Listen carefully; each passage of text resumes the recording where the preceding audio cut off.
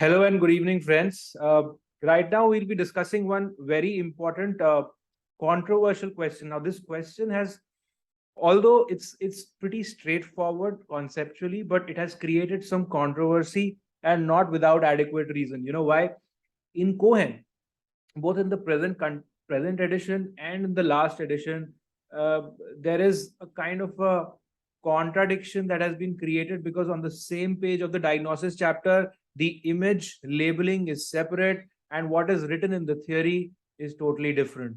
That has led to a lot of confusion amongst the students. They keep asking me, sir, if this question, when it comes in the examination, then what is the final answer that has to be marked? So let us see the question and then let us try to discuss it in detail, right? Okay.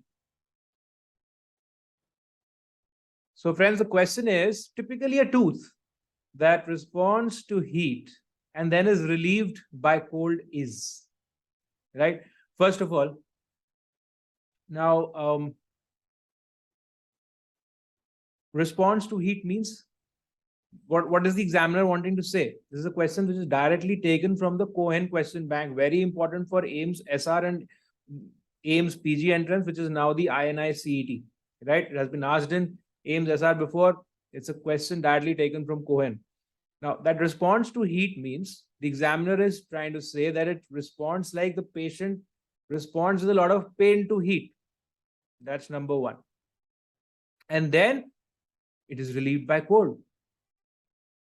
Slight contradiction, right? Because if the tooth is suffering from irreversible pulpitis, you give any thermal stimulus, there should be intense pain. Why should there be relief by cold? That is question number one that we need to solve. Second is that there is pain on heat, right? So does that mean that the tooth has to be vital, albeit irreversible pulpitis? Right? Why?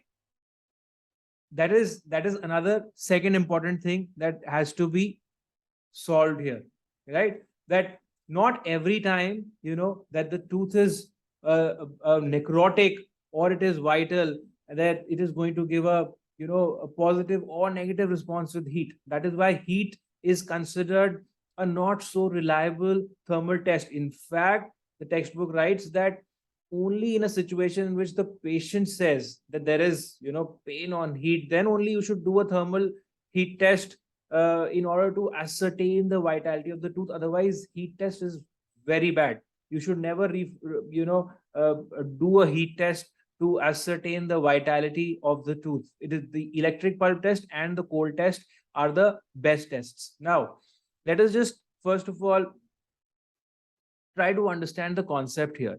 Now, if the tooth, for instance, this is my tooth, right? This is my caries exposure, right? My pulp is completely exposed and the tooth has undergone necrosis. No vitality in the pulp, right? But in the previous discussion, what did we revise? That C fibers, number one point, C fibers are most resistant to very prolonged periods of anoxia. Why? Because their nerve cell bodies are located in the trigeminal ganglion, in the middle cranial fossa. So point number A, there might be false positive response. False positive response, especially to heat, because of the surviving C fibers in an otherwise necrotic tooth. That's one. Second reason is that any necrotic tooth is the root canal system is colonized with bacteria, and bacteria are living, right? They're living as a biofilm, as a community. They're metabolizing, so they're releasing gaseous byproducts as a result of metabolism. Now, when you apply heat to the tooth, then these gases expand, and when they expand, they cause pressure pain. So it's because of the expansion of gases in a closed pulp chamber, unyielding tooth tissue, that there is again a false positive response to heat again in an otherwise necrotic tooth? Now, obviously, when there is expansion of gases and that is causing the pain, if you are to apply cold, if you are to apply cold temperature, they are again going to come back and contract these gases. There will be immediate relief from pain, right? So all these two criteria, A and B, are directing towards the answer of necrosis. Tooth is necrotic, right? You apply heat to a tooth, there is pain that is relieved by cold. The tooth is necrotic. The diagnosis is necrosis. Now let us see what Cohen writes and why there is so much confusion. Now this, if I just put my laser pointer here, if you see here, this highlighted portion, this is from Cohen's latest edition. Typically, a tooth that responds to heat and then is relieved by cold is found to be necrotic. Now, this question is taken from this line. No doubt about it. The answer is necrosis. Now, what is causing the confusion? The confusion is caused by this fellow, this handsome man who is sitting outside the dental OPD with a cold pack, ice pack against his face around the area corresponding to a lower molar, right? And what does Cohen write? Irreversible pulpitis associated with mandibular right second molar. Patient has found that the only way to alleviate the pain is to place a jar filled with ice against the right side of his face, and that is why. And this is given. These two things are given on the same page in Cohen, and that is why the confusion is that why not the answer as irreversible pulpitis. I would suggest go with the final answer of necrotic tooth because our logic makes sense there. Secondly, it is written in the theory part of Cohen. What if an image-based question comes with this same fellow? Obviously, we are going with irreversible pulpitis. That means the examiner has picked the question from the source and we have to go with the source. That is Cohen. What is the reason? I think most likely the catch here is that we are dealing with a molar, right? And when a molar undergoes necrosis, there are multiple canals, 3 or 4 canals in a lower molar.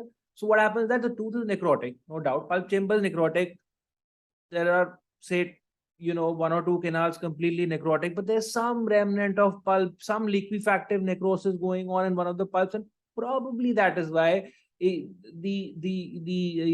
while printing they just mentioned advanced stages of irreversible pulpitis, basically nothing but necrosis, but probably they've written irreversible pulpitis because of some pulpal remnants remaining inside the root canal, right? That is the only thing that is causing confusion here. But I would suggest you that the final answer that we are going with, that I am going with, that me and my team we are going with is necrosis, right?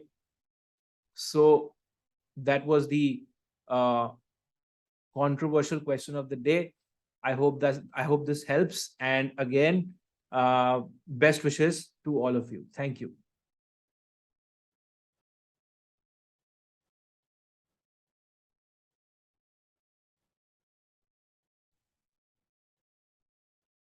Close the recording.